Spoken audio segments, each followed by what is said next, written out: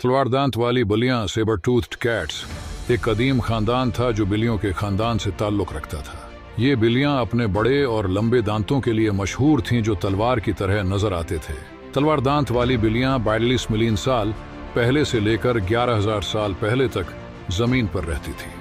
तलवार दांत वाली बिल्लियों का साइज मुख्तलिफ होता था। कुछ तलवार दांत वाली बिल्लियां शेर के साइज की थीं, जबकि दूसरी बिल्लियों के साइज की थीं। उन बिल्लियों के दांत बहुत बड़े और लंबे होते थे। उनके ऊपरी जबड़े में 2 लंबे दांत होते थे जो 17 सेंटीमीटर तक लंबे हो सकते थे।